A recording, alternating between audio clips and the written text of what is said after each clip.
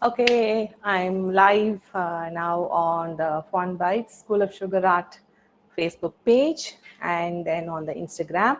And this live is the first from the series Cakes Unplugged with Subhashini Ramsey, which I just announced like a few days back only, right? And I just wanted to start off this month itself because I thought Halloween is right. It's very close on the 31st of October.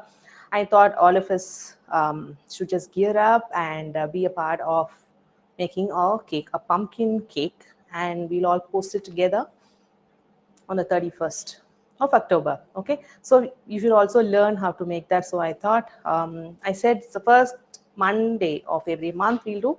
From November, we'll do it on first Monday of every month. But now, because it announced in the first week of October, so now we're on the second Monday of 4 p.m. But we still have time to learn how to carve a cake into the shape of a pumpkin. And let's do that, okay? Now, during the process, if you have doubts, I'm just looking at another device there to check if there are any comments and queries. If you have doubts, I look into, but let me just focus because I have the sponge itself in me. I'm going to start with layering the cake and then carving. I have done quite a bit of practice to not use up a lot of time sitting here, maybe 5-6 hours. We don't have so much time. We try and finish as quickly as possible. So any doubts, maybe I look into some time in between if I have to rest the cake, or then let me just go on with the process. Now, here I have the turntable, and that's an anti-slip mat I have put on top of the turntable, and that's an MDF board. It's a cake board, and then I'm putting that because now the cake board will just not move if I have to just move around. So this is set, and the next thing that I have um, is this cake, mud cake, which I've made like a couple of days back. Mud cakes you can make ahead and then store it in the freezer. It's nicely cling wrapped. I'll be using like one of this whole sponge and half of this. To begin with, I'm going to start cutting off the crust from the mud cake. After which then I'm going to cut each of them into two. And then I have dark chocolate ganache made in the ratio 1:2.5. I wanted it to be quite firm. You can also use 1:2 dark chocolate. If you're going to use milk, then 1:3. The 1:2 in the dark chocolate, 2 times of chocolate and 1 times cream. Okay, so like every other time, if you know me, how I store the cakes and all that, I remove the cling wrap only after all the condensation has happened on the outside of the cling wrap, and cling wraps are done in 2 layers. Okay, so first one I've removed because you don't want the condensation to happen on the sponge itself. That moisture will be absorbed by the sponge and it is just going to change the texture of the sponge, which you don't want to have. See, that's a beautiful mud cake that you can see. Mud cakes are dense, but then they are the best for carving. I'm going to share the recipe after the live is over. Okay, so crust is normal. I'm just going to use serrated knife to go around. I have a butter paper lined, so it is easier for me to just catch upon the crumbs as I am going to chop through. I keep turning. I like it this way instead of just putting in the knife from one end, from the right side to the left.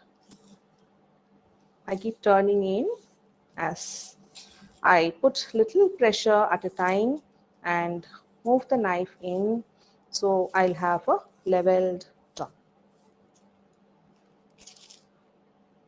Okay, so this I'm just going to put it in another bowl, which I will use it up later for maybe making cake pops or cakesicles. I'm just going to remove this.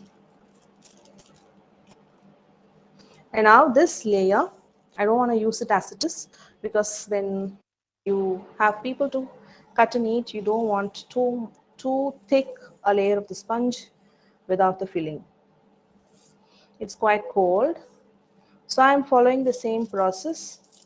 I'm just using the knife around until my knife marks meet, after which put pressure going around. It will be a little difficult if your sponge is quite firm, but then that is better instead of having a lot of cake crumbs and a very soft cake. It is hard only because the sponge is cold and firm. And now once I reach, I have 2 layers.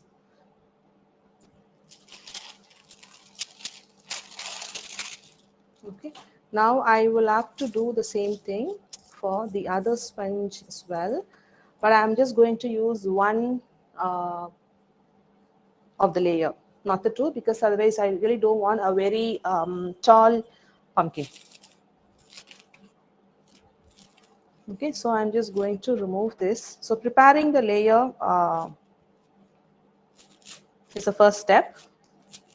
I don't want to do that and keep and then make it look like, part of it is already done. And then maybe if you are doing the whole carving first time, I wanted you guys to see how it just all starts from the sponge that's baked and cling wrapped. So, you will not have surprises when you're actually doing. And if there are surprises, then I would have it too. And if you guys are watching it, then you will feel a little more confident.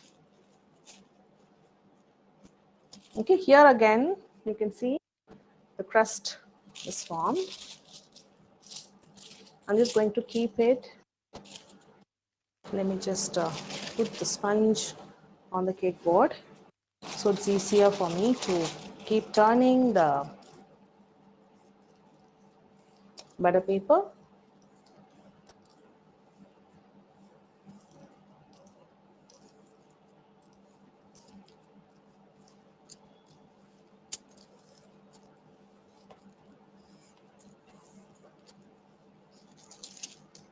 So as I keep turning, the knife will meet the middle.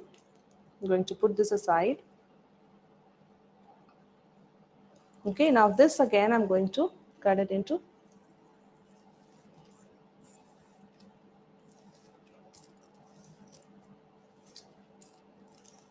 And once the knife marks meet, then I'm going to put little pressure and allow the serrated knife to go in. Keep turning so I know my cake layers will be leveled. I don't want a slanting layer. At least here it's just all going to be carved. The shape is fine if there's a little bit of slant, but in ideal cases, if you're going to tote the cake for having leveled sponges, then that's an ideal way to do. So one of this, I'm going to use it. Okay, so 3 sponges are here with me. What I'm going to do, quickly just give a clean.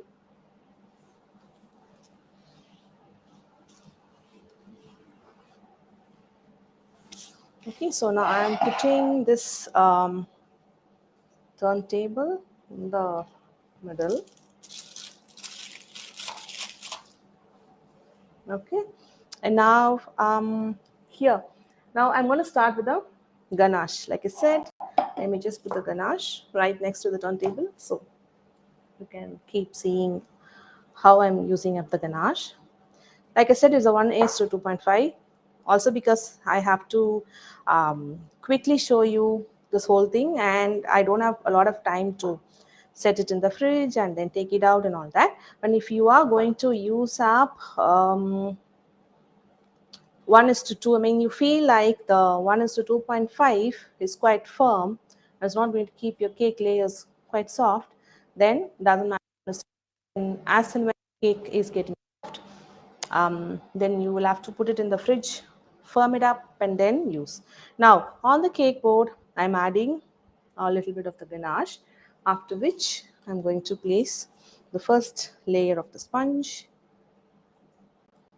Okay, and now I'm going to layer at the ganache and layer it. So add quite as much you think will be needed for the filling. You can use your offset spatula or your silicone spatula, whichever is convenient to. Just drop the ganache on the cake. Don't start with just a little bit of ganache. That's going to catch up on a lot of crumbs. Now go around with the spatula. Put pressure so your spatula will not catch up crumbs back.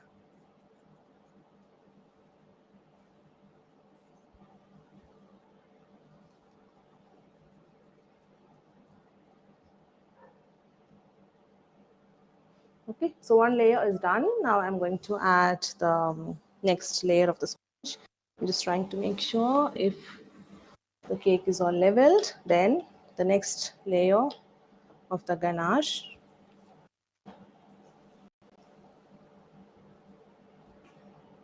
And it's a mud cake, so I prefer not to use sugar syrup.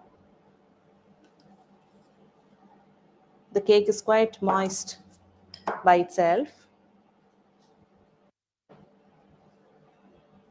Okay, so added enough ganache on that layer and then go around with good amount of pressure using the spatula. Spread it out, trying not to lift up the spatula, and that is going to get away with the crumbs of that cake layer. Okay, so one more layer should be good, after which I will start to carve. This is quite good. Now once I carve, it is going to get the shape. Now adding this another layer after the layer of the sponge is just going to leave me with a really tall pumpkin, which I don't want to do. Now on the sides I'm not going to do the crumb coat. What will happen, it is going to while carving I will have to end up wasting a lot of ganache. So we can start with carving right away. So the dark ganache work is done. I'm just trying to smooth out, just fill in. At this stage, if your cake sounds too soft, then it has to go into the fridge. So every time you have difficulty in carving, you feel like the cake is giving out a lot of crumbs, then you have to firm it up in the fridge. I'm just going to put the layer of the sponge aside. I will not be needing that anymore. Okay, now I'm just going to start using the knife. Yeah, I'll also be needing the bowl because I'm just going to start having chunks of the cake layers that I will have to put it back into the bowl. You can transfer this into the butter paper and just get me an empty bowl. Okay, so on the top that you can see, I am just going to make the sections of where I want to carve and how much of the size of each of the wedge of the pumpkin is going to be. So I'm just going to start with the top. So assume that this is the center. Okay, and from there I'm just first going to mark my lines. What is the wedge that I'm looking at having? It doesn't have to be even. It is okay if you are trying to make it even, doesn't matter, and that's why we have started with pumpkin. It's just an idea of how to help you carve. So the wedges, now make extra marking so the wedges on the top are pretty clear. Now just start using the knife at an angle from one side and then turn the knife to the other side and remove off that excess So you create some depth, remove off that cake. So every time you carve, you will have that you have to remove from the main cake. So now this depth is what will define the of the pumpkin. So the first part is to hold your knife towards one side, cut, go in, and then towards another side, and remove that excess out of the cake.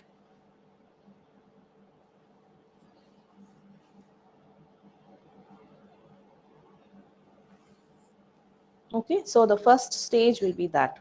Mark your wedge, just score it with the knife. That is the first step. Then as the second step, use the knife on one side at an angle and then on the other side at the opposite angle and remove the excess and put it in the bowl.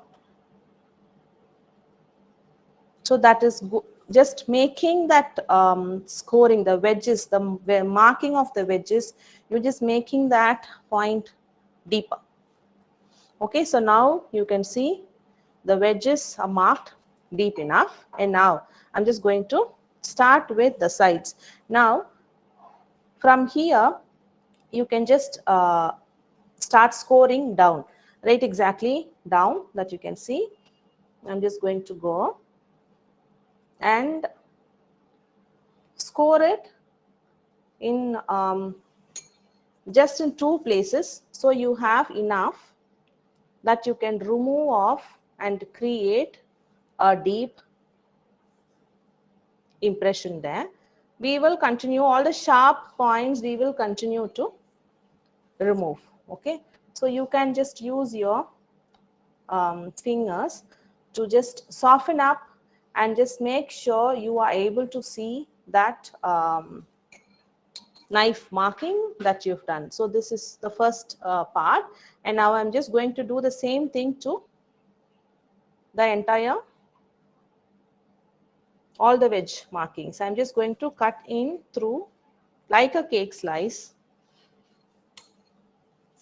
remove off the excess and just use my fingers and then just make sure I am able to see through the wedge that is cut. Going ahead, I am going to continue doing the same to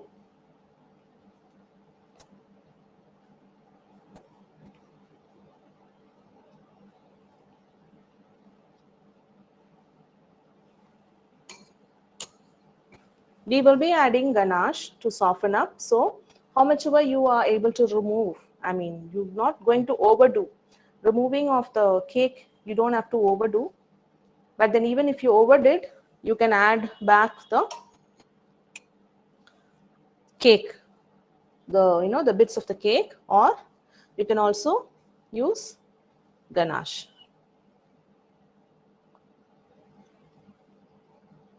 Going in and then cutting out extra and putting it back in the bowl, and that you won't need it on the pumpkin shaped cake.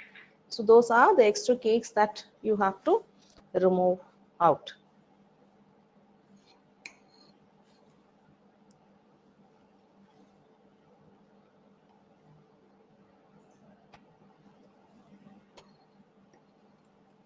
It's better to have a clean knife. I'm going to get a bowl of hot water and I'm just going to dip in the knife. So the knife is clean every time, otherwise the stickiness from the cake and the ganache is just going to make it difficult for me to remove off the excess from the knife itself. Okay, as you can see, half of the cake is carved down. Now I'm just going to follow the wedge and then come down, and like how you would cut out the excess from cake, like the slice, like however you would just go on and slice, but then this is like a really thin slice of the cake.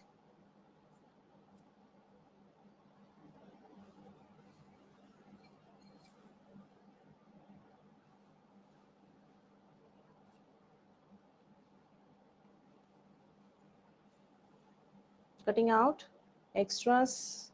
Okay, so it's kind of done all around now, right? Now what you can see is the wedges cut, but you can see how sharp the edges are. But pumpkin has like really soft edges, right? Now on the carving part, what we will be doing is to soften up all the sharp edges. Okay, now see, now you can see this is a sharp edge that has to be softened up. This is another sharp edge that has to be softened. And this is also an edge I need to soften, and I also need to soften up here. So the entire part wherever you see is all sharp, and I am just going to soften that up. Soften means to cut and then make sure the sharp edges of the cake I'm just going to remove. And so this part, the sharp edges, cut it out and remove. Now why I use mud cake is when you're going to use knife and cut, you can have like really thin slice of the cake come out. So as you carve, you can just go little by little, and carving makes, though this mud cake makes carving really very easy. If you're using a butter cake, then maybe if your butter cake is not really very promising, which means if it doesn't cut thin layers like this, and if it is crumbly, then your carving experience is not really great. Okay, now this part is softened up. You can see how different this looks to what we have here, right? This is kind of quite soft. Now I could go around and do that to a set of edges.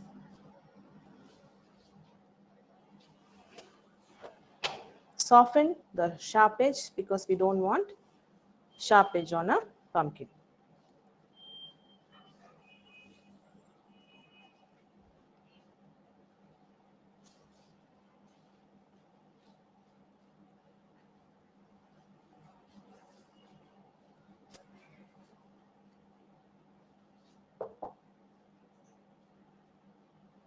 So I have the hot water in a bowl. So what I would like to do with this hot water is the knife into the hot water. So the excess chocolate or the ganache will just get cleaned up, and also the knife will heat up. So my chopping gets pretty much easier.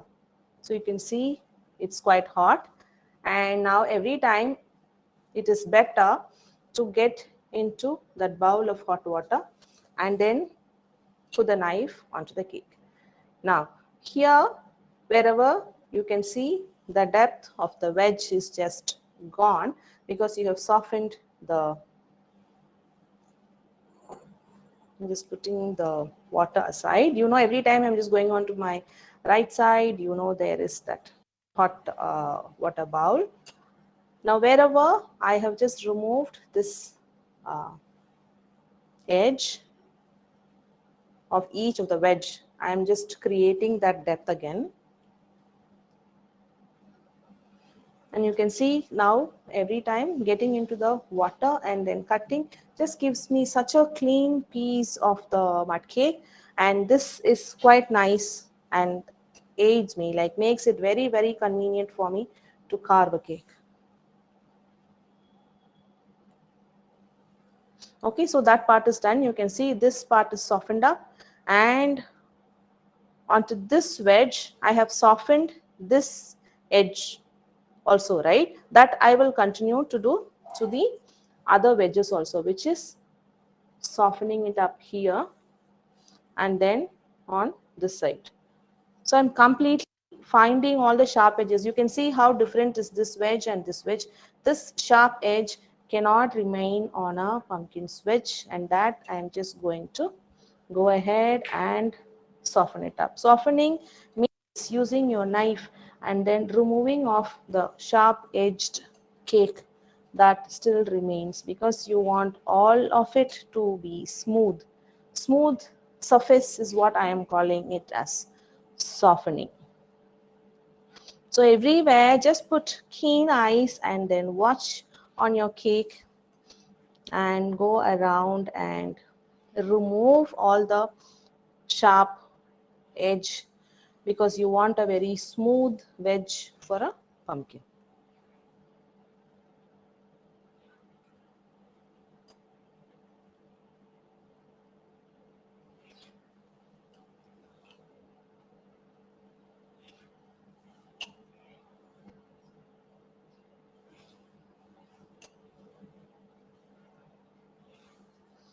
So softening on this edge is all done, and now I am just going to soften this part out. And there, because you have layers of the cake, it may not come out quite easily because there's ganache that's there sandwiched in between. I'm just going to increase the gap also, but then my aim is to soften up this part. So now you can see this part is quite straight, right? And that I'm just going to have a smooth and curved surface. That's another way that you can rightly say for the word that I'm using, soften up. Smoother surface. Here you can see it's quite smooth, right? And but here you can see it is quite straight. So this straight part of the wedge, I am trying to smooth out. Okay, so I'm going to also dip the knife once in a while and go around.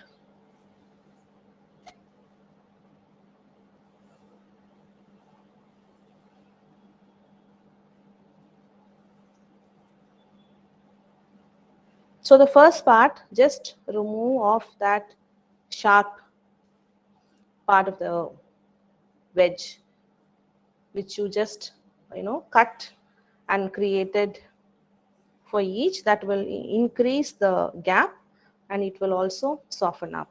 We will be adding extra ganache. So this is that sharp part which I am removing. So carving is like you will not be able to get it, like you think of a shape and then you cannot get it like in the next half an hour or so. It will take time. I wanted to do this live especially because to show you it is a lengthy process, but then once you start doing it, you will be enjoying it. And that I wanted everybody to experience as part of this first Kicks Unplugged series.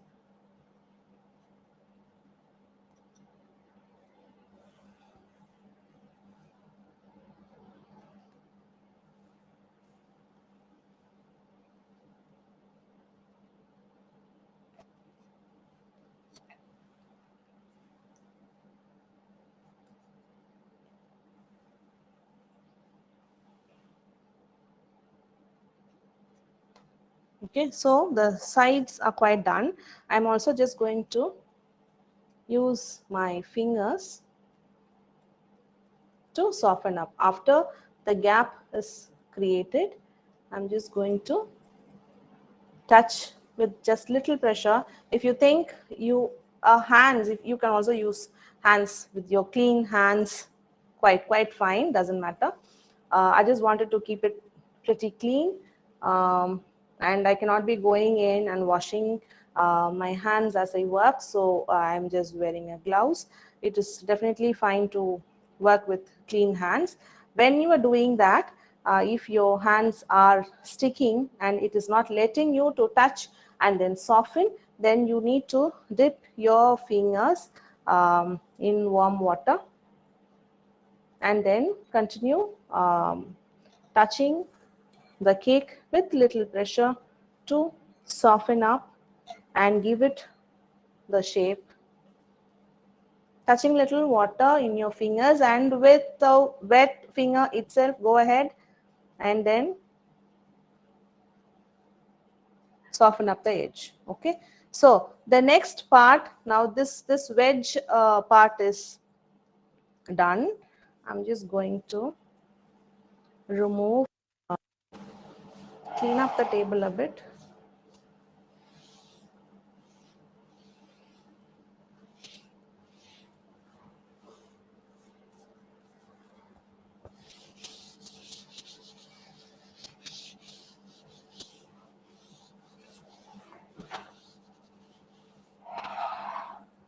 also the board and the turntable a bit. So you could just look into the cake without having to see the bits of cakes as a distraction while you're watching.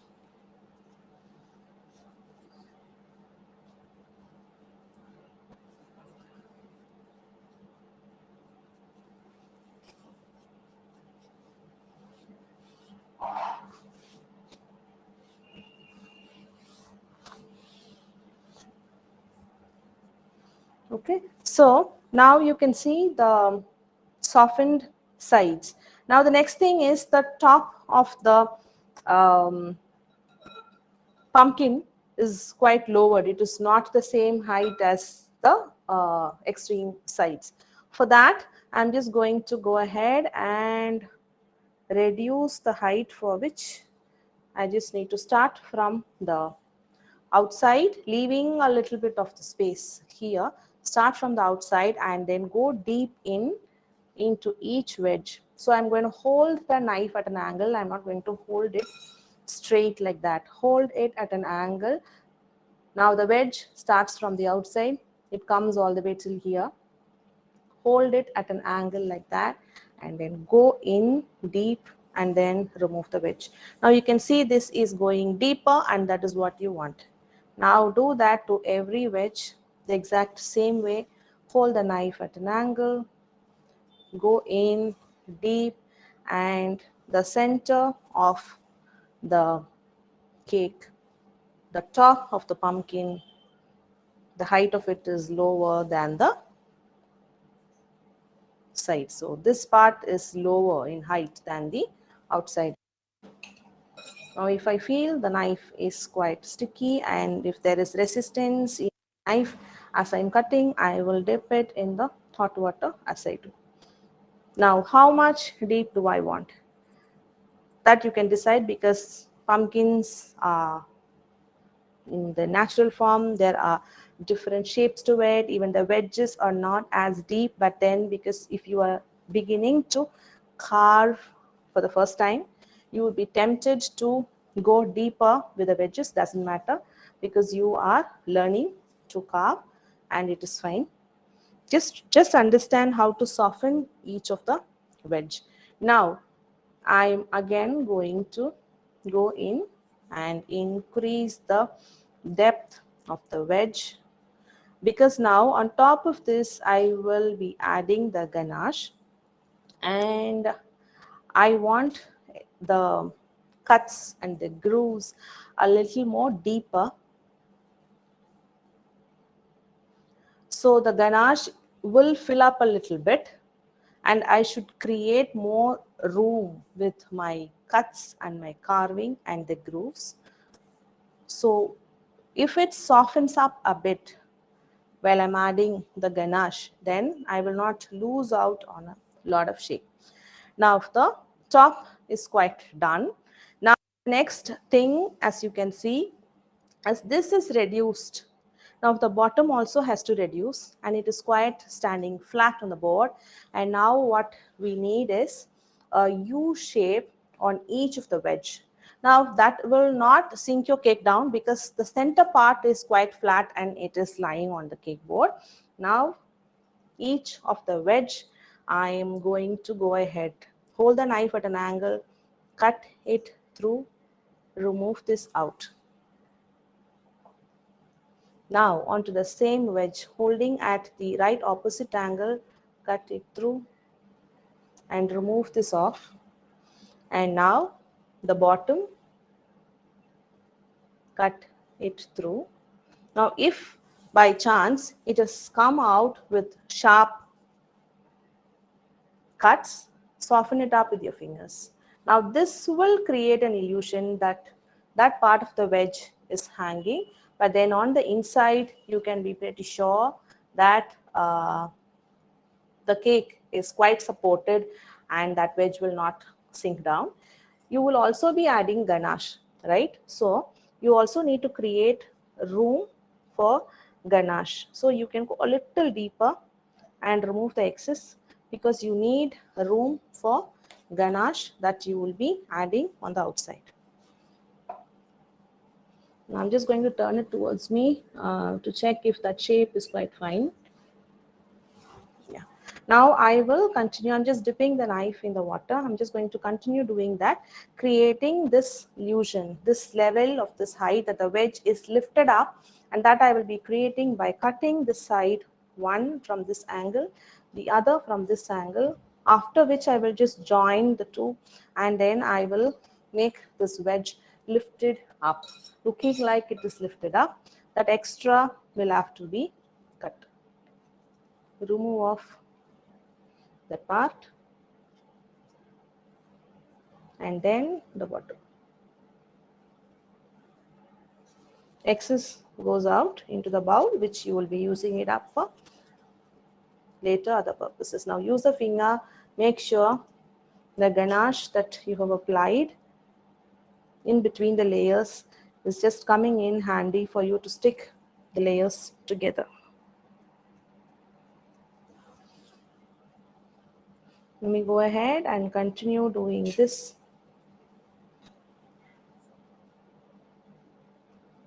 For the rest of the wedges.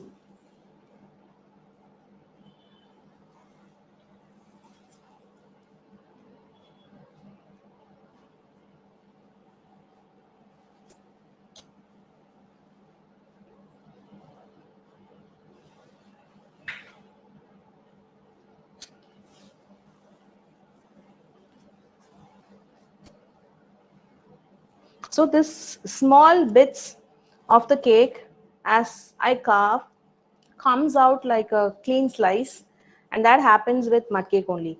So every time if I have to have a carved cake, I just bake mud cakes only. Like you can see, sometimes not really not like all the butter cakes are bad, but then butter cakes are a bit crumbly. As you can see how this slice is like quite stable, just that little slice I'm just able to cut in and then get the slice out, which I can put it away, and the rest of the cake I know is going to be quite stable and doesn't crumble out.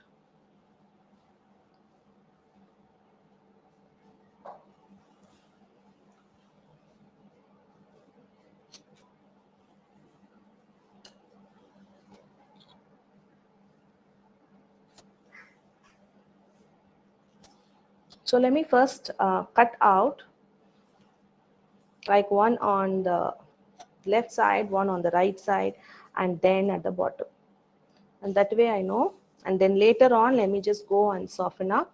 So I can quickly do as I'm just keeping you guys waiting.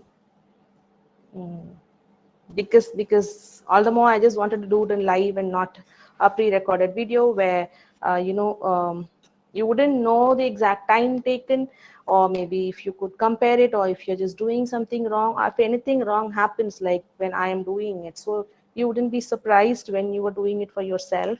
You can just be pretty sure that while carving mistakes could happen, and you will know how to fix it.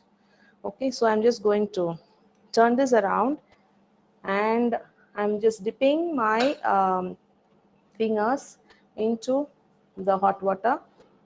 You could do with your bare fingers as well, works as much. And I'm just softening up the bottom and making sure the ganache in the layers. Now my hands with the gloves are sticking back. Now if I find the gloves comes back with a thin layer of the ganache sticking into the gloves, then I will have to dip that fingers into hot water. Okay, so the bottom is done. I'm just going to go around and see if I need a little more carving. So some places here I see maybe I can soften up this part. You can see this part is quite nice and softened up, but here you can see it is a bit uneven. And like pumpkin, you can leave it uneven, doesn't matter. But if you have to do some other carving part, like you want to make this even, I just want to show you how to do that. I'm dipping the knife in hot water, and go ahead and then cut off that uneven surface here. I'm just making it even to the layer that is below. Okay, this also you can see there is a little bit of uneven part there.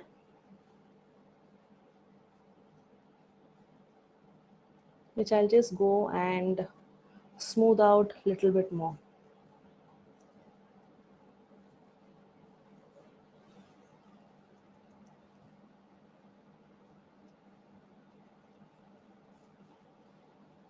You see this dent, you can fill it up. So every time you see a surface that is uneven like this, not all the time you have to keep carving because you really need that bulk there. But then if you feel that there is a dent, then what you can do is just use a little bit of the chopped cake itself and then just put it in and level it up. And if it doesn't stick, mud cakes are moist, so it sticks by itself. Maybe if it doesn't stick, if you're using some other cake doesn't stick, a little bit of ganache on that gap, and then add bits of cake and make sure it's not too crumbly. If it is too crumbly, then what you can still use, you can mix up that crumbled cake in ganache, make it like how you would do for a cake pop. Just mix it up and make a dough kind of a thing with a mix of the cake crumbs and the ganache, and after which you can use that to seal the dents that applies to any kind of carving.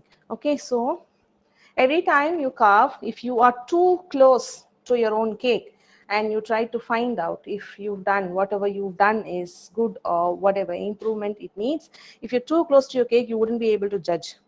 You have to just step back and then roll it, get to the eye level and check the underside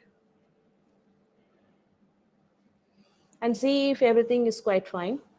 And if something else could be better, now you need to use your judgment to see, as I'm looking, what I'm seeing, are there any sharp edges that needs to be softened up? I see quite some places which I'm going to point out and then show you. My underside, is it fine? My underside quite fine, except I would have allowed a little smoothness on the bottom. Now the top, as I see, here are the sharp parts which I'm just going to slowly soften up. I don't want it sharp. Like you can see how different this one is and this part is.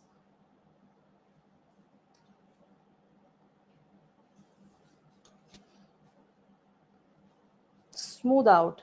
Just chop off the cake gently, layer by layer. Now don't be tempted to use that knife and then just chuck it out and then remove a bigger chunk. Even if you did that, it is okay, but then always remove 2 mm of layer at a time, where you're not sure whatever you're doing is enough or not, the carving is enough or not, are you overdoing.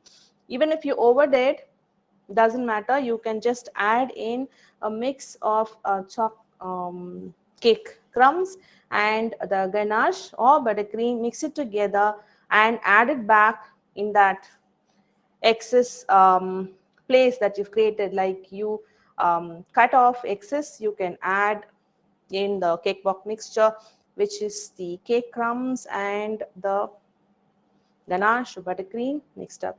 Now all of the sharp parts I'm smoothing out one more time.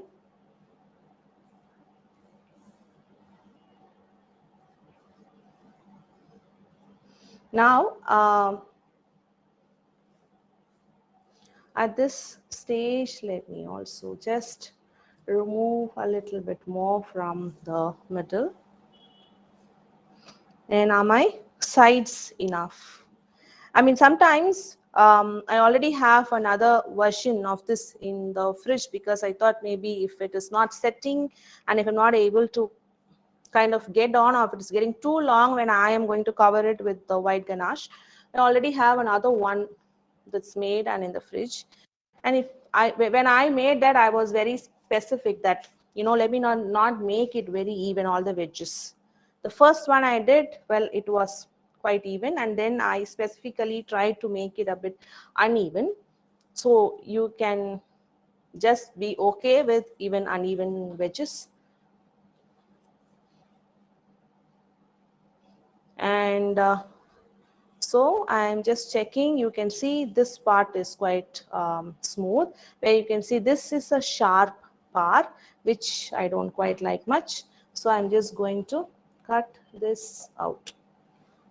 So I'm putting my eyes to keenly look at sharp parts of the wedge and soften it up.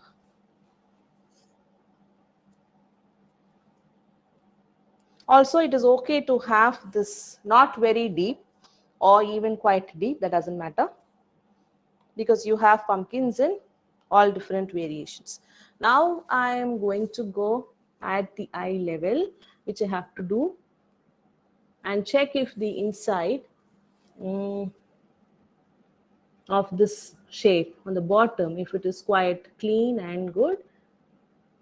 I'm just going to remove off the excess and clean up, because I have to be adding the ganache. Okay, so now the next step, I have to crumb coat this. Now I if given some more time, then maybe I would go on and then maybe sculpt it, give it a little more shape. Maybe I'll take another 20 more minutes to get it to the shape that I would like it, like say the 100%. Now I would say I like it like 80%, but to not put in so much time, because as far as teaching is concerned, I have told you every step of what is very important. So the first thing was to mark the wedge on the top, and then go on a bit left and the right, and then increase the depth of each of the wedge on the top.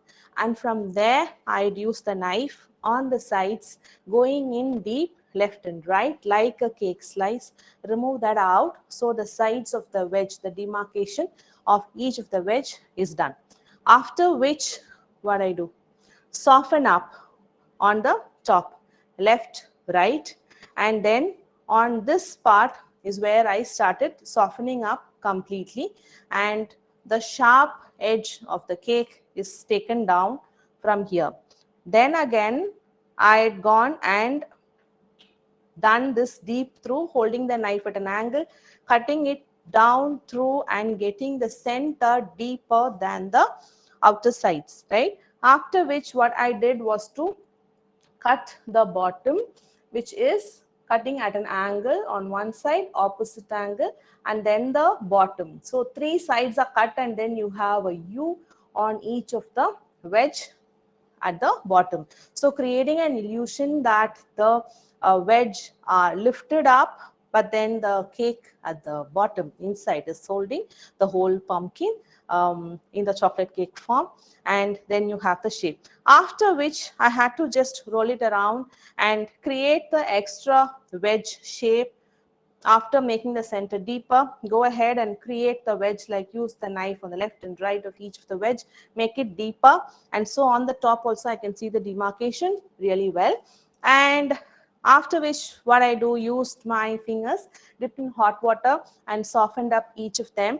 And my eyes, if I have to look into for more perfection, what I have to keep looking, what I have to find on this cake to better my carving is find where it is sharp. The sharp knife cut, or the cake by itself is sharp. Use the knife to slowly smoothen layer by layer and remove the sharp parts of the knife cut or even the cake itself. Now smoothen out the entire part, the top, the sides, and then the bottom. All of it has to be smooth. After which, if the cake, I'm like working right opposite to the AC, so the cake is quite firm and good. And then now this will be good to crumb coat. Now what I have to crumb coat is white ganache. The cake crumbs part is over. Now white ganache, because I could have done a dark ganache coating and then used a fondant to cover. So I have quite a good amount of room for creative painting and all that. But to keep it simple, because it is going to go on a live, white ganache and then color it to the color of the pumpkin. Like you can look for real pumpkins and see what color you would like to do. But I'm going to do orange. There are quite a few different kinds of pumpkin. Now I would put this in the fridge until I get the white ganache. I have made the white ganache like the day before yesterday in 1:3 ratio. Let me just give it away to go into the fridge while I get the white ganache. I have it right here. Okay, so this is quite firm to the touch, also because there is AC here, and this is a 1:3 ratio. Now when you're making white ganache, it has to be made ahead of time, after which before you are going to use ganache, you need to beat the ganache. So I have my handheld electric beater. You need to do that. I don't want to make this ahead of time and keep, because I thought you guys have to see what happens to the white ganache itself as I'm working on live. Now this I need to whip up. Clean bowl. Let me start beating this.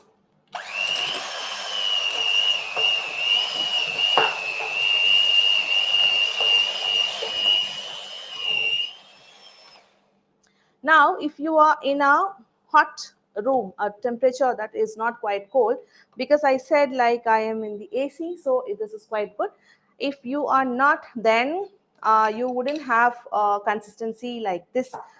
It could be runny. If it is runny, what you have to do is put this in the fridge for 15 minutes or so. Let me just wipe the bowl. There's that little bit of dark ganache. You have to refrigerate the bowl with the white ganache for say maybe 15 minutes burst, after which it will be ready to get beaten up.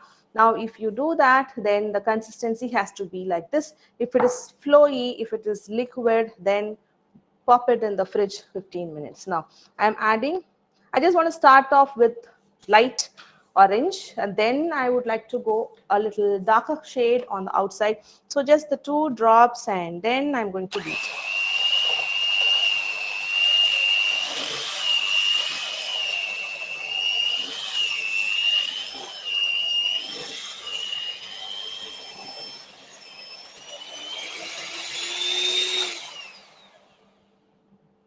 Okay, so the beating is done. I'm sure the ganache just went inside the fridge, but that doesn't matter. I can still work on it. I'll just get the cake from the fridge. Now, if this ganache to be too stiff for me, I can also microwave. Now, as you can see, like I said, it is right in front of the AC. I want to soften this up. And now if this stiff ganache is going to remove off a lot of crumbs as I bake, this is the same thing that has gone inside. Now if this ganache, I feel, is a little stiffer. So depending on whether you are in a very hot place, like the ganache will be like too flowy, or if you're in a cold place where the ganache will set. Now what this consistency of the ganache will do, will not allow me to apply on the cake. It's going to catch up a lot of crumbs and then come along with a spatula. Now I want to use a small palette knife, which is an angled spatula, and that's the number 3 from the set of 10, set of 5 palette knife. And I'm going to grab a little bit of this white ganache to see if this consistency works for me. What I'm going to do, just go on on the top and see how much of the crumbs am I picking at the back of the spatula. Now, if that I am picking a lot, and then if the ganache wouldn't stick to the cake, but then come off with a spatula, which means my ganache has to be soft a little bit. So I will just pop it in the microwave for it will be easier, the process will be faster as I'm showing it live also. I don't want to be eating up a lot of time as I go ahead, because you can see there are crumbs that I'm catching up with the spatula, right? Which means the ganache is stiffer for this stage of the state of the cake. It is quite firm, as you can see, but I'd like my ganache to soften up a bit. Now I'm just going to remove the crumbs out of the bowl. I'm going to pop this in the microwave for maybe 10 seconds should do.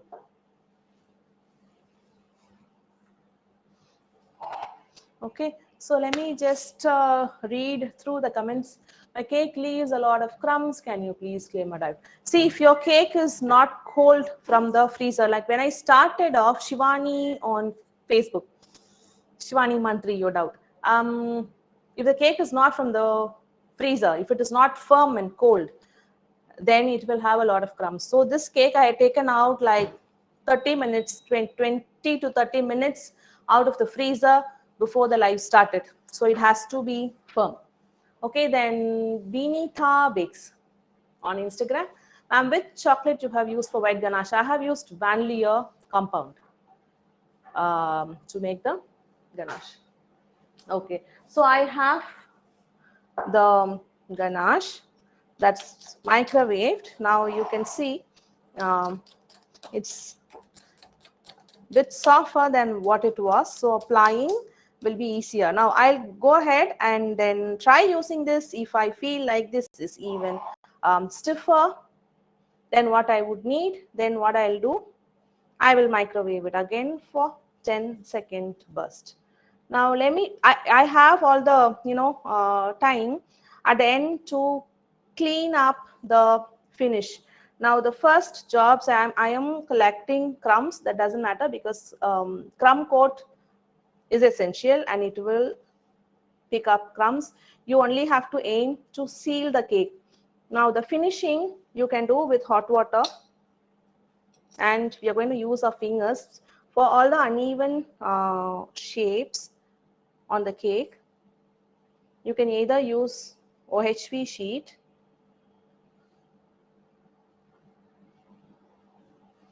okay, or use your fingers. I think I will soften up the ganache for maybe 10 or 15-second burst. I like it. So you can see as I am just using the spatula, and if the ganache wouldn't stick on the cake, and then it will just peel away and have the cakes back into my spatula, which means the ganache should be softened up, which means it will go into the microwave. You don't have microwave, double boil, just get it a little more smoother. Okay, so in the meantime, what I can show you, I have a bowl. I've just discarded the bowl with the hot water with ganache, and this is a cleaner water and a cleaner bowl. So what will happen to all these textures? Now the temperature in the bowl should be, you have to be able to bear that hot water, right? And it's quite fine. So use your fingers, dip it into warm water and go ahead and smooth it, so that your warm fingers is going to help soften up the surface of the ganache. And you can also leave textures back, because pumpkin surface can have textures, doesn't matter. I have the ganache with me, but let me just dab the warm fingers back on the ganache that was applied, so you can also see how the surface of the ganache softens up as I am working. So I'll come back to smoothening the surface of the ganache. Now let me get back to also the spatula that I am using. I can warm that up into the hot water in the bowl and use that into the bowl of ganache. And that warmth from the spatula will again help soften the ganache a bit, right? Now this feel is quite good.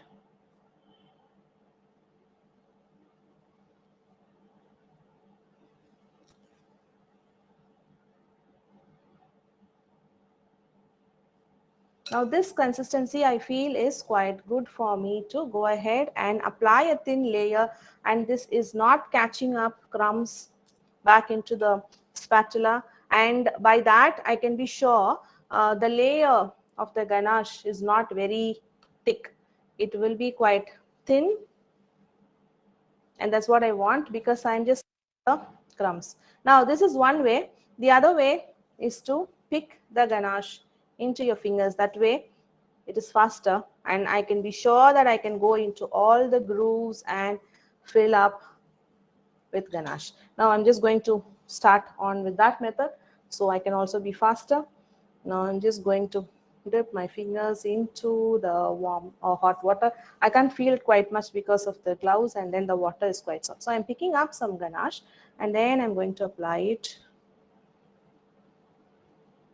Now to understand if the consistency of the ganache is quite good, you can go ahead, use the spatula. And once you know that this consistency of the ganache is not going to catch up the cake crumbs back into your fingers or the back of the spatula, then microwave like I did in 10-second bursts. I had done twice. It also, like I said, depends on the room temperature that I'm in. Now because I am using my fingers, I can just go into the grooves. Also because I am working right in front of the AC, the ganache would stiffen up, which is fine. I can still go ahead and microwave again, just in 10-second burst.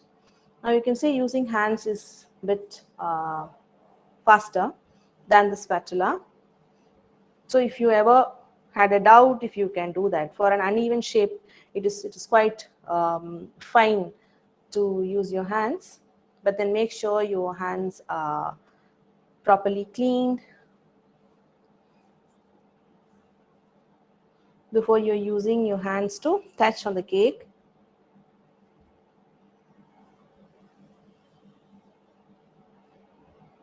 I'm just going to go inside the grooves like you say here, where when I used the spatula, it was a little difficult for me to go quite in. And now wherever I'm just seeing the gap, I will just cover up the cake with the ganache.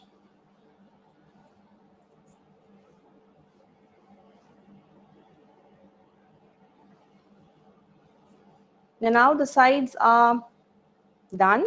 Now I'm just going to do the top.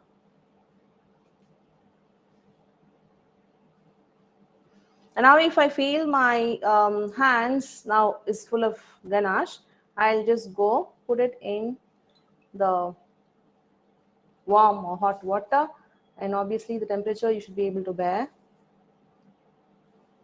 Okay, after which now this is going to make it easier for me to apply because the ganache is not going to stick back into your hands, but then it is going to move around freely. Now if you feel like maybe if it is getting sticky, then just dampen your fingers and make it a bit wet, but also in warm water, so the consistency of the ganache will just soften up as you do.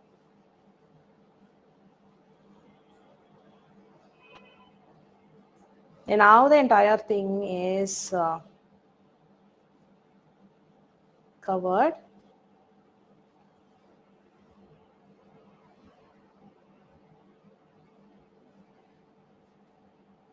The next thing, I just want to first figure out any gaps that are there and seal it.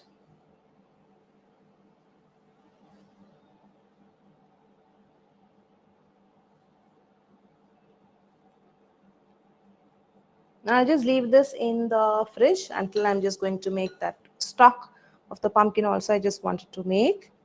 While this can go into the freezer, it wouldn't take 10 minutes to get the stock done, and then I will apply a final coat, and that I want to do it in a bit of darker shade of orange so it look like it's highlighted. Now is there excess ganache? Now that I want to check. If there's excess ganache, you don't want to leave that on the cake. Just go ahead, because you created the grooves, right? And that is the shape of the pumpkin. Now you just want to let that groove be as much deeper as possible, so you are not going to lose out on the carved out details that you have made on the pumpkin. I'm just dipping my finger in the water is already turned warm now. There's no more hot water, but it doesn't matter. It is just helping me smooth out the surface and close out any open cake areas that I can see. Now at the bottom we did create and make a U shape and just got the level of the pumpkin. Look, it is raised up, right? There the ganache is not applied yet. It is an open area. The cake is exposed there, and that part the ganache has to go in, otherwise it is going to be open and dry. Now as you're using your fingers, if you are going to smooth out, and then if you feel like the ganache is catching up on your fingers, then you need to dip your finger in warm water and dab the surface and make sure all the additional textures, I mean the textures are good because it is pumpkin, but then I would like to cover up the cake wherever the cake is seen. Now I'm just going to go to my eye level and see at the bottom. I'd like the bottom of the pumpkin to be covered with ganache, white ganache. Okay, but then I'd also like this to firm up a bit, so I'm going to put this into the freezer, clear this up, start with the stock, and we'll get this back again and then cover the sides, add another layer of little bit of darker orange ganache, and I think we will come to the end after that stage. Now I'm just going to clear up, allow this to go into the freezer until I get back.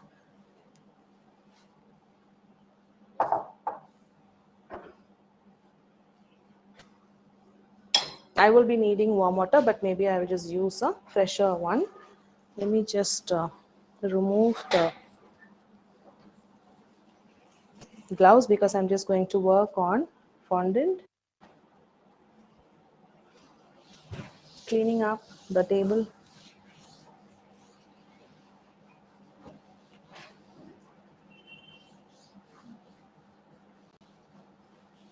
Okay, so now I will just get that tray which I have the things. I'll just brief up what I'd used.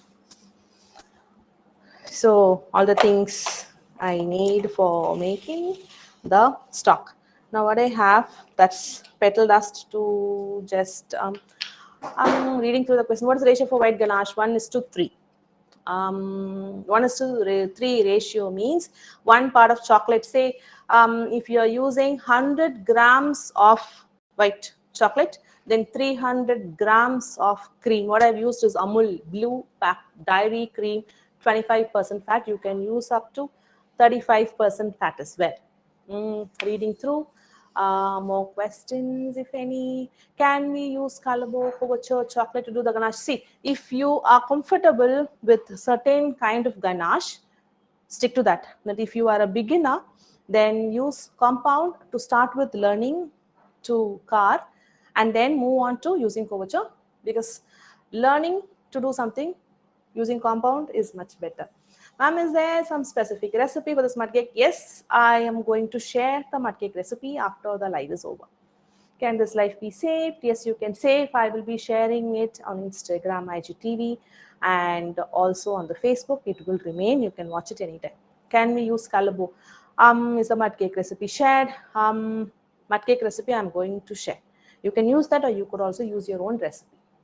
Ma'am, can you tell me more about the storage of the white ganache used here? You made it ahead, right? Yes, I made it ahead 2 days back, like 1:1 ratio, which means 100 grams of chocolate. Vanilla white compound is what I use. To blue Amul cream, which is 25% fat. That was 300 grams. So 100 grams to 300 grams, 100 grams of chocolate, 300 grams of cream is what you need. Melt the both together, cling wrap the surface and leave it in the room temperature. You can also go into the fridge and take it out ahead of time, an hour or two ahead of time, and 3 parts of chocolate to 1 part of cream. I think the ratio is more chocolate to less cream.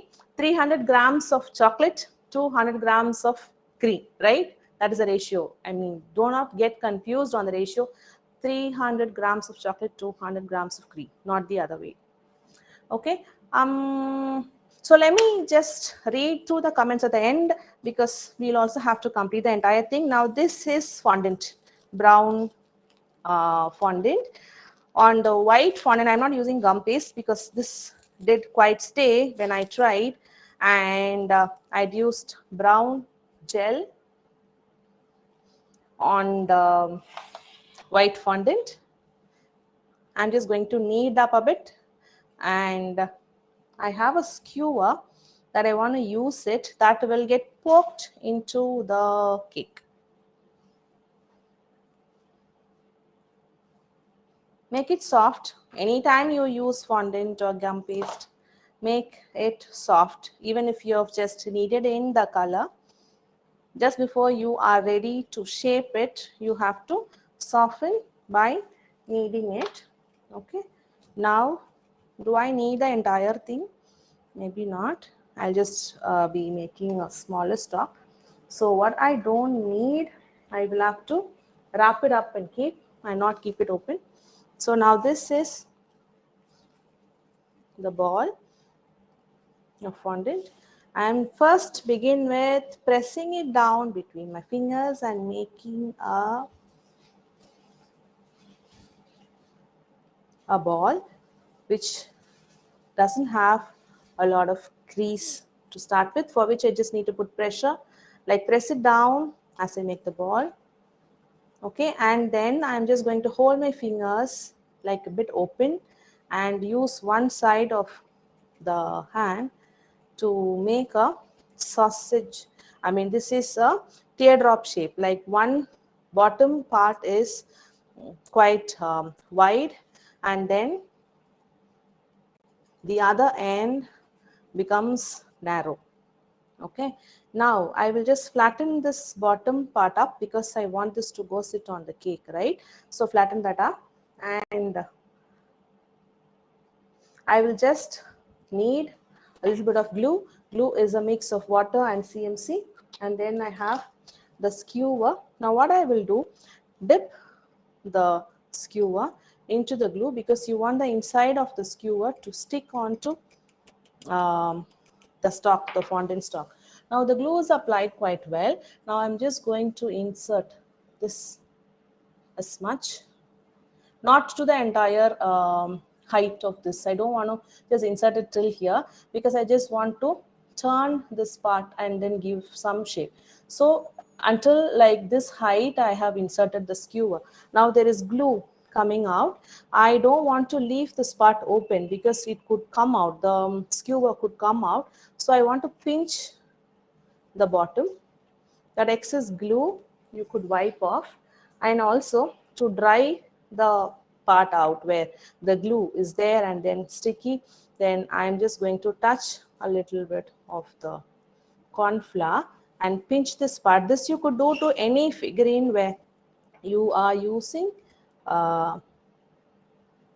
a skewer or a wire at the bottom because you want it to stay on the cake quite nice. Now use this and soften up wherever you've pinched. Okay, and this is done. Corn flour part is done.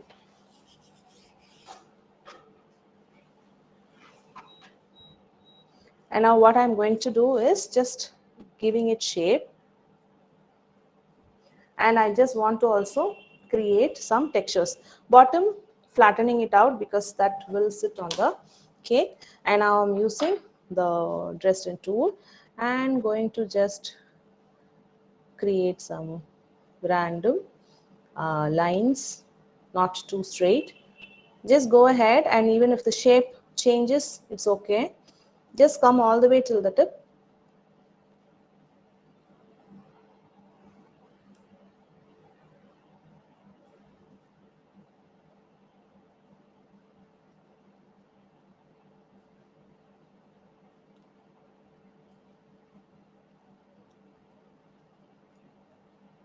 I also have a craft knife with me. After the Dresden tool, then I will just go ahead and use the craft knife and create more texture onto the stock.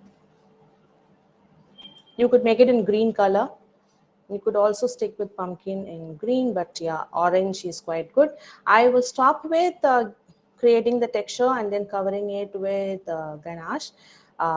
With another additional step I will do with using a darker orange. But if you are going to make it for the Halloween, then you could look for Halloween pumpkin cake inspirations, and maybe you can just create an eye or make a lantern shape. And you can also uh, maybe add succulents to it, or you can just add your own variations.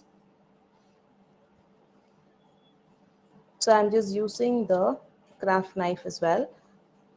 I'm just cutting it through. So go ahead one more time using the Dresden tool. What you actually need is an uneven surface. So it looks like quite rugged and not smooth on the outside. Okay, now I'm just going to twist it a few times and just make the tip a bit more pointy.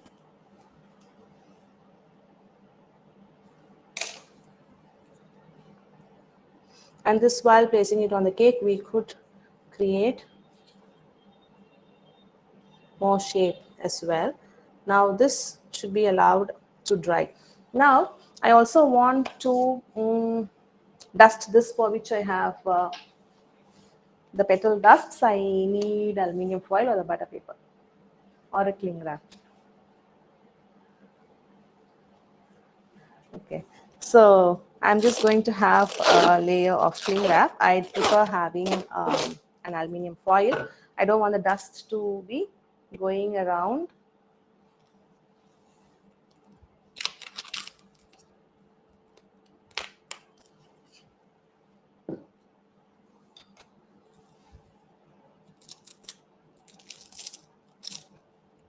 Okay, so I'm just going to place this out here.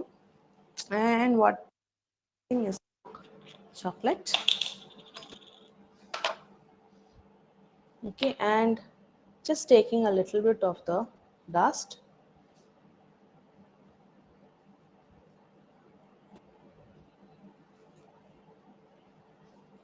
If you're looking at having a lighter shade, just mix this up with white petal dust if you have, or just mix in corn flour.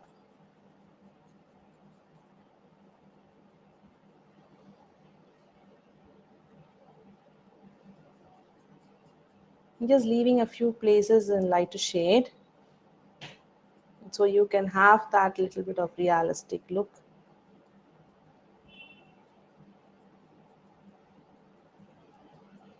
And then on the bottom,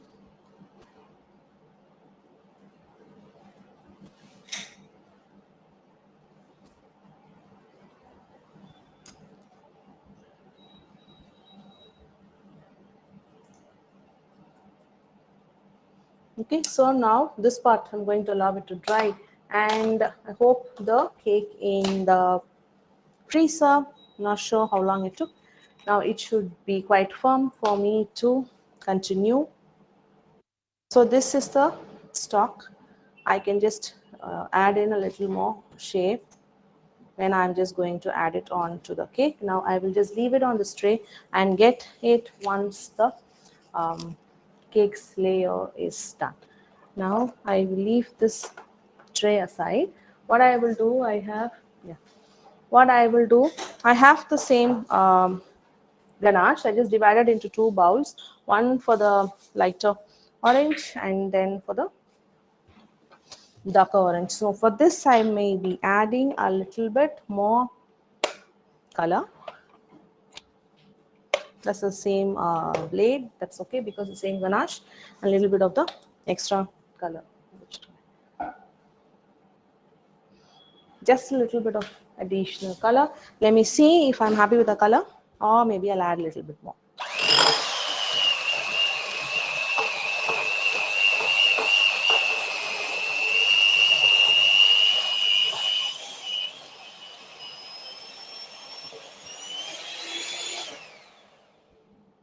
Okay, so this is color that's darker than the version I made before. So I will have to again microwave this time 10-second burst 2 times. So I already have it in the consistency that I'd like. 10-second burst for 2 bursts. Okay. Now I have the cake, the same cake that just went into the freezer. It's quite firm now. I also have clean water, hot water, and now let me just pick up my gloves. So I can just don't want to use my bare fingers touching the ganache.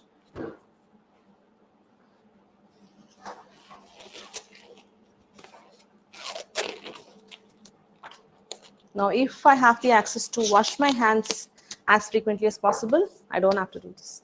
Okay, now I can see it's quite firm now, and the ganache has gone into the microwave, the darker version. I'm just going to use the spatula to check if this is the right consistency.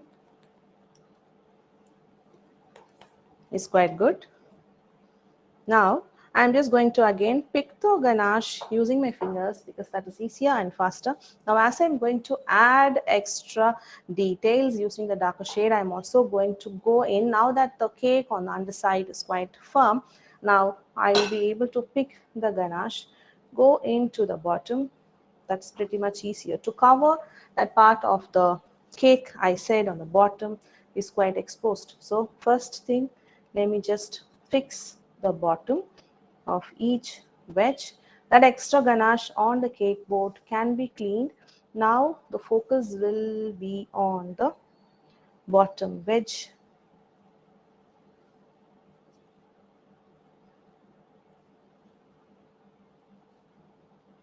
You could do that with the same orange shade, and also because it just got over when I just finished on the previous stage, it is also okay to add that one extra color because it is also in the bottom, and I am just going to use the same darker orange shade to create some streaks,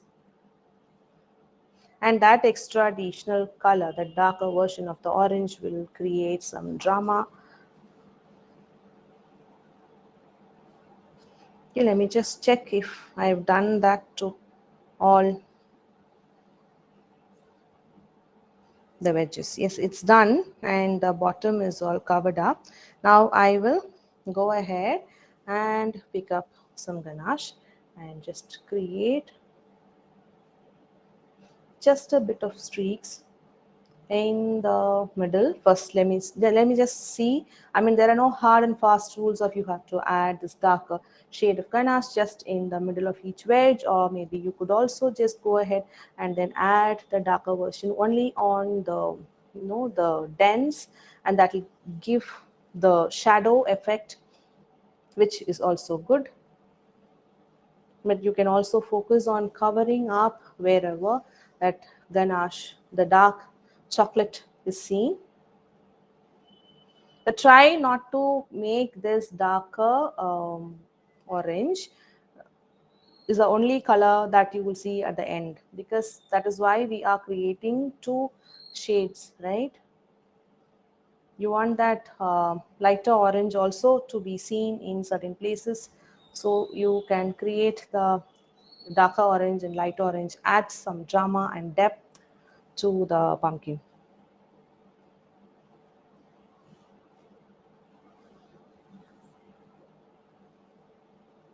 So I think to all the wedges, this color, the darker orange, is added and looks good. Let me also just go into the wedges also. I like the color going inside the wedges, and some uneven surface of the ganache also. Let me just go ahead and cover it up.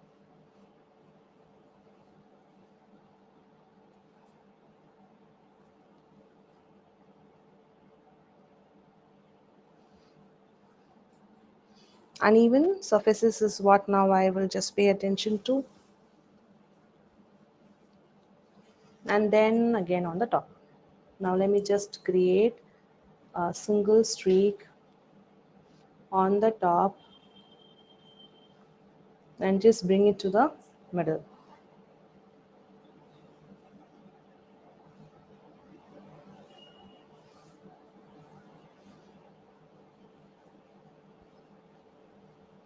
Okay, now the next step will be to smoothen up.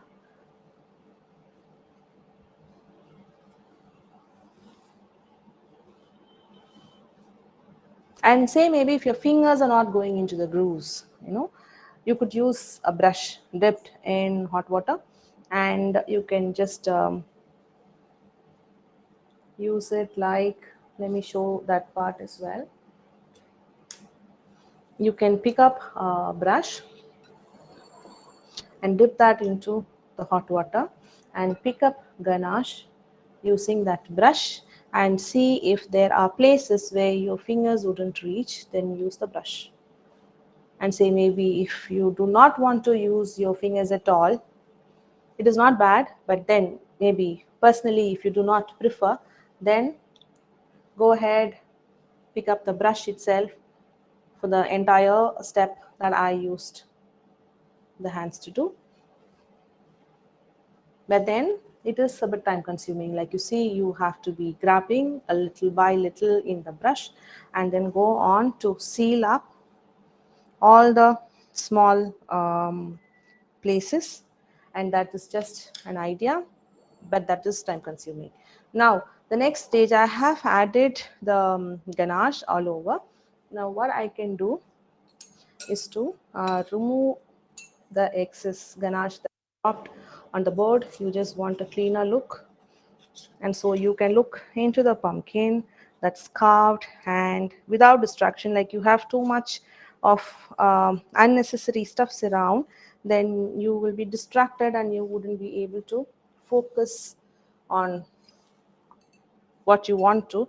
So you to make more corrections, you want all the excess uh, from the cake board to be removed. So cleaning the board in between is important, so you can have an undistracted vision of what you're trying to complete. I'm just checking from the inside if there is any extra bits. Okay, now the next thing is to completely smooth out. For that, I'll use my fingers and dip it into hot water and just smooth out. So every time I feel like my fingers are sticking, water is the only way out. You feel like if the cake is getting exposed because you removed off a lot of ganache, then you can add more ganache with your fingers again, or a brush, or even a spatula should.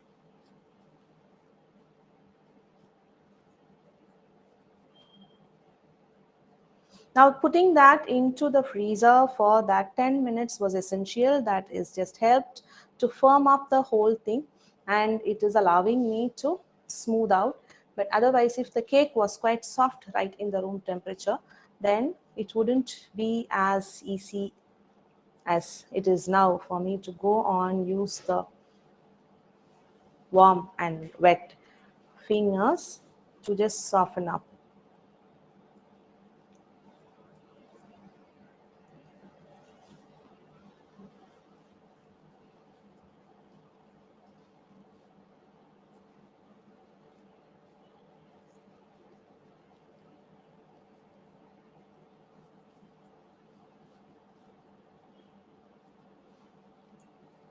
Now you could go on, put that time and smooth out the entire surface.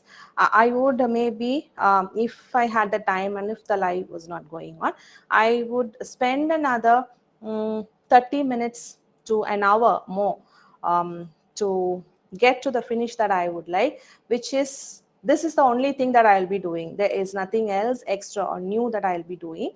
I will just use my fingers, dipping it into the hot water and smooth out all the rough ganache surface on the outside.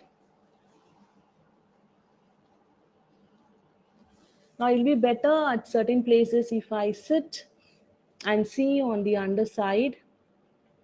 You have to do that.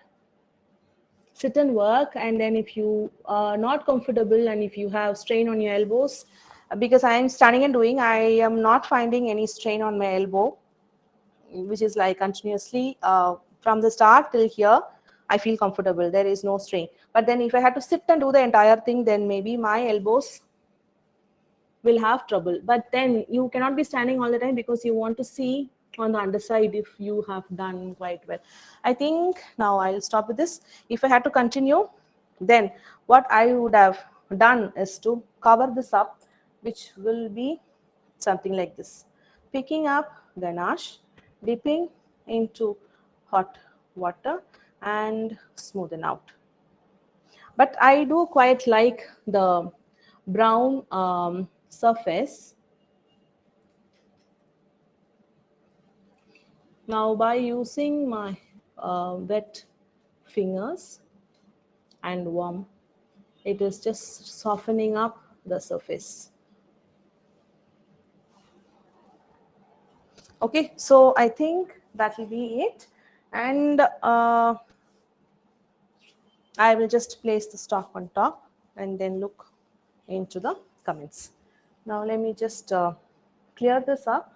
Also, again, let me see if the board is clean.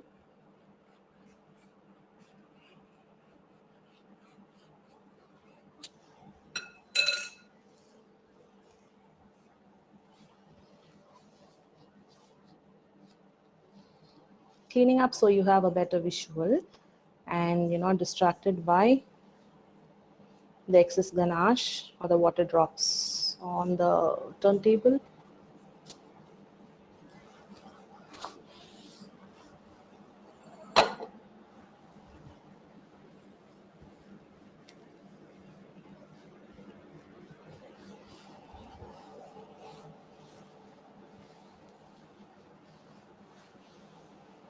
So you can clear this up.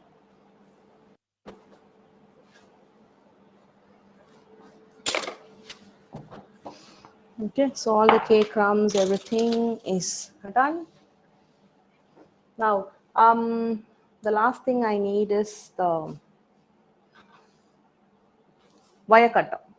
Okay, so now you could use the, it's the same thing, it's now quite taken some shape.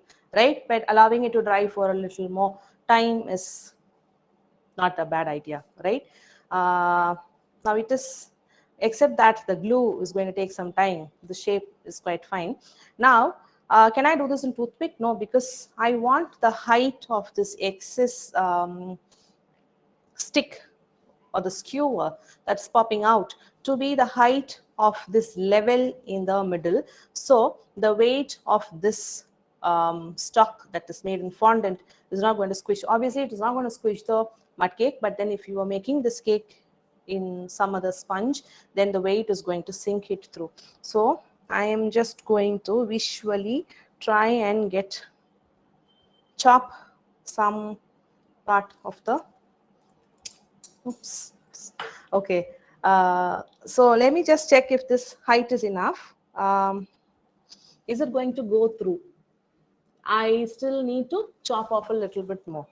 So that way you can eyeball. So it is fine. So start with keeping some excess. Now, is it going to go through till that middle and go in? I will need to chop off some more. Now, is it going to go in fully?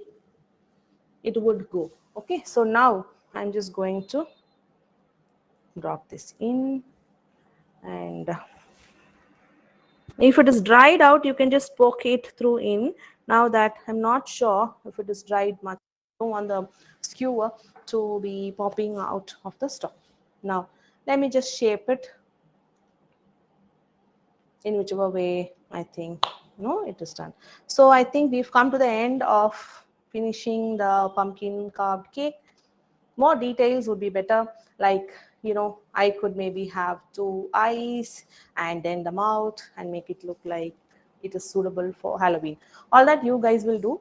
It is just a basic technique of carving a cake by layering it without having to work with a lot of molds, different cake pans. You don't go hunting for pumpkin cake pans because you have to work for Halloween. So acquiring a skill is very important, and that is why I wanted to show and teach carving. Also, if you have ever feared and thought carving is not my thing and I'm just really scared to think about carving, then you have to break that fear out and start doing it now, because you can see it can be uneven. It cannot have sharp edges, and look for sharp edges and smoothen that out, and you're going to have pumpkin right like how I started with wedges, and all the wedges are smoothened out, and it's quite easy to work with your hands, warm fingers in wet and hot water, dip it in and use your ganache to go over. I would maybe love to have some brown streaks of the ganache and more colors added to this. Okay, so now this is the end of the session. Now I am just going to go in, read through the comments. Thanks for the session. Can you please tell what's the weight of the cake sponge? Weight? No, I didn't weigh this because I was more concerned about the shape of the pumpkin. I should go ahead and weigh this so I'll know how much it took for the ganache on the filling and then the white ganache on the outside. And mud cakes are pretty heavy, and it is not going to weigh the same that you would think a butter sponge of the same size would weigh. Mud cakes are heavier than the oil sponge and the butter sponge. What color brand it is? What I had used is AmeriColor gel.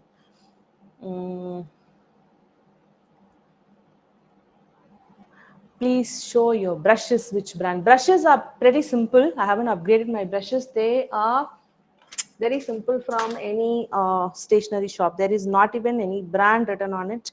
These are just for rugged use, like I just wanted it firm. They're quite firm, and you wanted to use for ganache, and you have different brushes for different purposes. What I've used is, maybe you could go on for a flat synthetic brush from any stationery shop. I'm reading more comments. I'm looking at somewhere else, but yeah, I should be looking at you and talking, but I'm reading the comments on another device and then replying to your queries. If you have missed the video, you can go back and start watching from the beginning. It will be available on the IGTV How long will the cake stay outside? See, cake, because mud cake, you can even keep that on the outside in AC. I mean, not all the time in AC, like few hours in AC and then few hours in room temperature, doesn't matter. 2 days also is fine. But then this part is not going to take more longer than a day. So one whole day you can leave it in room temperature, which is like AC has to be there, carve, and then you're good to go. At the end of the day, put it in the fridge. It'll be a first carved cake. I'm looking forward to seeing your cake, Mona. And I'm just juggling between the comments in the Facebook and Instagram. Please share an eggless mud cake recipe. I will. But what I have used is with the eggs, but I will share an eggless mud cake. But then if you're quite happy with your butter cake, eggless butter cake, and if you know you can carve it quite easily, then stick to that. That doesn't matter at all. You can still go ahead with your own favorite butter cake recipe. What's the diameter and the height of the cake? Diameter is 7 inches. And the height of one sponge, I think, would be 2 inches tall. I had 2 such sponges. I used only one sponge fully, and the other sponge I had used half on the top to get the shape. I don't want to have a very tall pumpkin. I don't have petal dust, so should I use brown fondant? You can use brown fondant. You can use cocoa powder in place of a brown petal dust to do this dusting. Cocoa powder works as much like a petal dust for this purpose. Can we dip brush in ganache? Wet brush in ganache. Yes, you put the brush into hot water and drip off the excess water. Don't wipe it. Then use the same brush to pick up ganache and use that to directly go onto the brush to keep painting. And ma'am, is this video saved as I missed the carving part? Yes, it is saved on Instagram. You can find it in the IGTV. I'm going to share it in the IGTV. Can you please finish off this cake to your expectation, record it and post it? I have another version which is already, I thought I will have to use that, but then I had quickly finished it. I will do that. I will dust it, make it colorful, and then I will post a version of this. Maybe either I will cut it and show it to you guys in the live itself, but I will save it and then I will post it later. Can we make pumpkin with ganache only, or we have to use whipped cream too? You don't have to use whipped cream. Like as I said, if you are learning to carve for the first time, stick with ganache for filling the layers, and use white ganache. That is pretty much easier. If you're first time going to carve, do the exact thing like I did. Only add add-ons on the outside. Maybe you can use fondant cut out for the eyes and the mouth and all that to make it look like a Halloween. Can you please tell us about the color gel? It is a Mary color gel based food color. I have, the different colors because I know I'll be using a lot. So I had got this from the US. I'm not sure if a Mary color is available here, but that doesn't matter. You can use any gel color that is available in India. It works quite the same. Bhumika, thank you for the amazing session. Thank you so much also for watching. Ma'am, 1 part chocolate. No, that was wrong. I think I was a little gazy in the middle of all the carving and all that. 3 parts chocolate. What I've used is vanillin white compound. 3 parts, which is 300 grams of white compound to 1 part of cream, Amul Blue, 25% fat. Is there some specific recipe for this mud cake which we can carve? Yes, as I said, this recipe is my favorite, and I'm going to share that recipe with you after the live by the end of today. This cake looks quite crumbly. Does it have a dry mouthfeel? It is not crumbly. It is quite moist. The crumbly texture is on the outside because I'm leaving it unfinished as I want to answer the queries and not eat up too much time on the live. You should watch the place where I had sliced and carved that part. You can see the thin slices coming out and it is quite beautiful to carve. How to store finished cake? Yes, you can keep it in the fridge. You can put it in a cake box and then keep it in fridge, and then it stores quite good. A couple of days you can just keep it in the fridge. How to avoid oil removal from the whole chocolate ganache, ma'am? If you find that oil is just coming out of the ganache, then add warm cream, room temperature cream, a tablespoon at a time, and then use your wire whisk and then mix it, or you can also use a handheld beater and then whip until the oil just disappears and the ganache comes together. Please do share an eggless mud cake recipe too. Okay. Now I'm looking at the comment that says my eyes are beautiful. So I just tried to skip that comment. But then my team is all very happy about that comment and they want to highlight that and show. So thank you, whoever said that comment, accepting compliment with thanks. Okay, and can't wait to make it. Okay, so now I think comments and doubts are quite clear because hopefully I made this a little more elaborate. I want to talk about the Cakes Unplugged with Subhashini Ramsingh. That is a new initiative I started. It is like I'm going to come live and teach a technique to you on the beginning of the month, and I'm giving you time for the entire month for you to try, but then don't take long. Start up as soon as you feel like you are still in that fire of having learned something new. You have to make the same thing, or you could add in your own improvisations. We are all going to connect together on the Cakes Unplugged with Subhashini Ramsingh Facebook group. If you're not added in yourself yet, go in and join the group, and then you will be accepted. And then once you get into the group, you can ask your questions regarding this cake. And if you're stuck on half the way, maybe you could take some pictures or maybe videos of where you're stuck, post it on the Facebook group. Then I'm going to go through that and guide you if you are stuck with maybe anything, any of the steps that didn't work out quite well.